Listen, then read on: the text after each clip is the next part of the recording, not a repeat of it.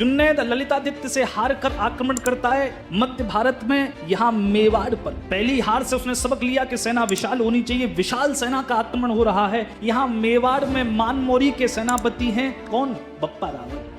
नागभट्ट उस समय उज्जैनी के राजा थे, गुर्जर प्रतिहार थे, पुलकेशिन थे।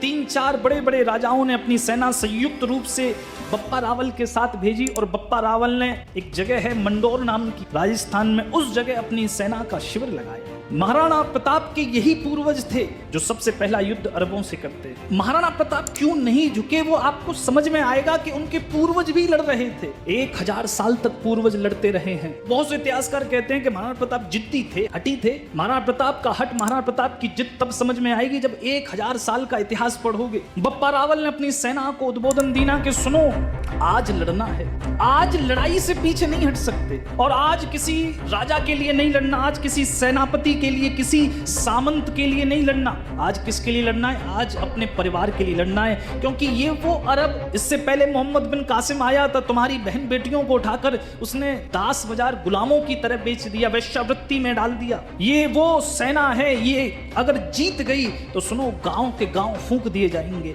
तुम्हारे बच्चे भालों पर टंग जाएंगे, तुम्हारी माताएं बहनें वो अरब के बाजारों में बेची जाएंगी। इसलिए आज किसके लिए? राजा के लिए नहीं, कोई चित्तौड़ के राजा के लिए नहीं, कोई नागभट्ट के लिए नहीं, फिर आज लड़ो तो अपने लिए लड़ो।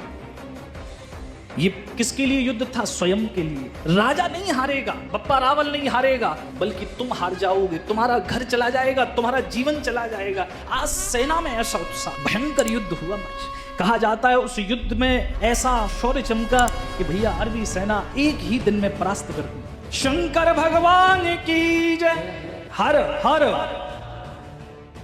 इस युद्ध के बाद बप्पा रावल को जो प्रजा थी वो एक राजा की तरह देखने लगी। भैया चित्तौड़ पर 734 में बप्पा रावल ने अधिकार कर लिया। ये पहले राजा हैं, महाराणा प्रताप के पहले पूर्वज हैं जिन्होंने चित्तौड़ को अपने अधिकार में लेकर राज्य स्थापित की ना, मतलब पहले राजा बने। ये बप्पा रावल हैं जिन्होंने मुहिम चलाई, गजनी पर आक्रमण किया, गजनी के राजा सलीम को परास्त करके गजनी से और भारत तक कई सारी चौकियां बनाई, और उसी में एक शहर है रावलपिंडी नाम का, पाकिस्तान में है रावलपिंडी। रावल राजा को कहते हैं, पिंडी गांव को कहते हैं। तो रावलपिंडी जो पाकिस्तान में जगह है वो बप्पा रावल के नाम पर पड़ा। आप सोचो, बप्पा कोई नाम नहीं है। बप्पा किसको कहते हैं? बाप को कहते हैं, पिता को कहते हैं। ये ऐसे राजा हुए कि इसको जनता ने राजा नहीं कहा इनको, फिर क्या कहा? पिता कहा। ये बाप है हमारा।